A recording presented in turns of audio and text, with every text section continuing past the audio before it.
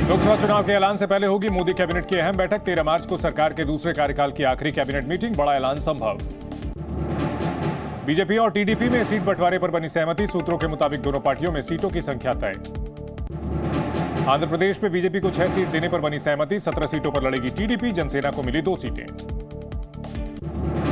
बिहार में एनडीए में seat sharing का पेच सुलझा। सूत्रों के हवाले से खबर, चिराग पासवान और उपेंद्र कुशवाहा की नाराजगी दूर। चिराग को 5, पशुपति पारस को मिलेगी 1 सीट। सूत्रों के मुताबिक चिराग पासवान को मिलेगी हाजीपुर सहित 5 सीटें। पशुपति पारस को समस्तीपुर सीट से लड़ाएंगे चुनाव। थोड़ी देर में अपने संसदीय क्षेत्र वाराणसी पहुंचेंगे प्रधानमंत्री मोदी। काशी विश्वनाथ के दर्शन करेंगे।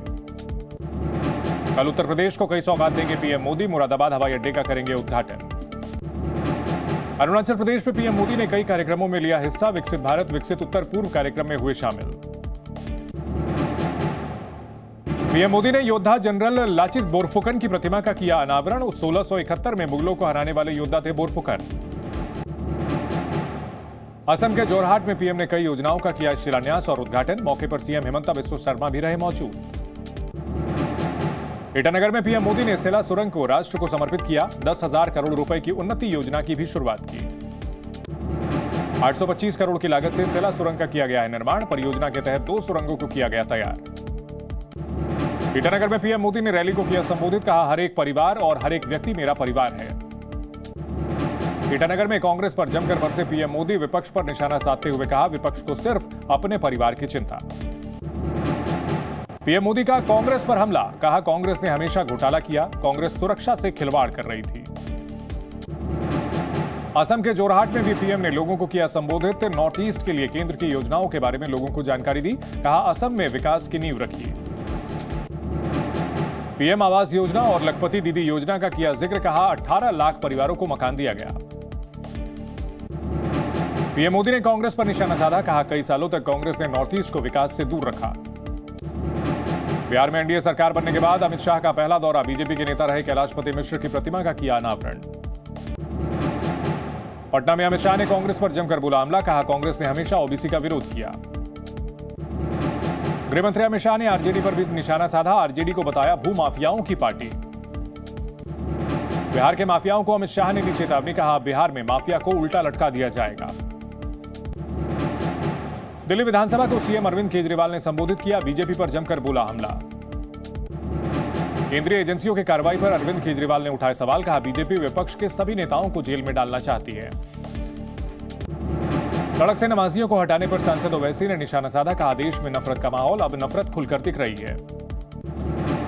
अखिलेश यादव ने हिटलर से की पीएम मोदी की तुलना। कहा, 10 साल हिटलर का भी समय था, इनका भी 10 साल पूरा हो गया है।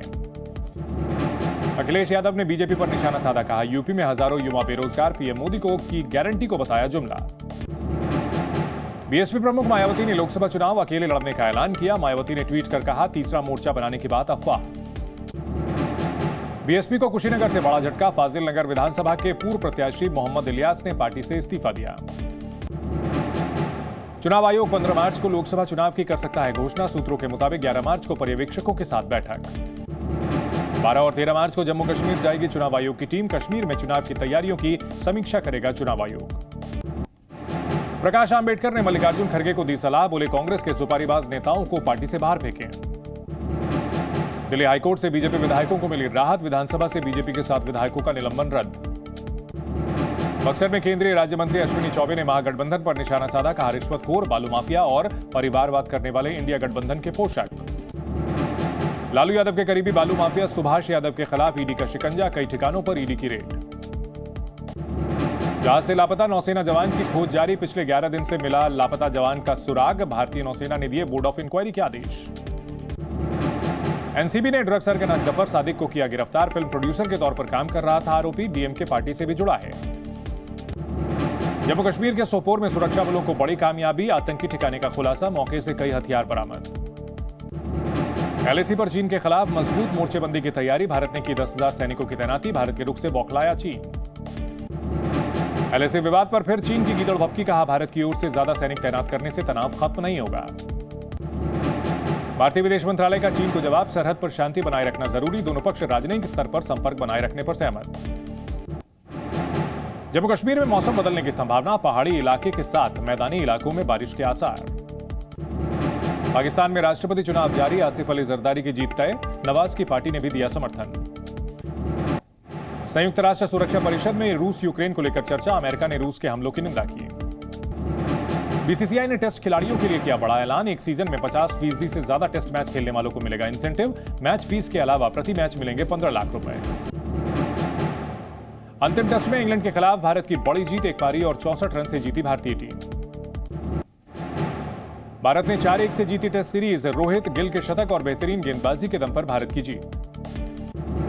जीत के साथ भारत ने की रिकॉर्ड की बराबरी, 92 साल बाद हार की संख्या के बराबर हुई जीत की संख्या। भारत ने अब तक 178 मैच हारे हैं और 178 ही जीते हैं। दूसरी पारी में इंग्लैंड के जो रूट ने बनाए सबसे ज्यादा 84 रन, भारत की ओर से रविचंद्रन अश्विन ने लिए सबसे ज्यादा 9 विकेट।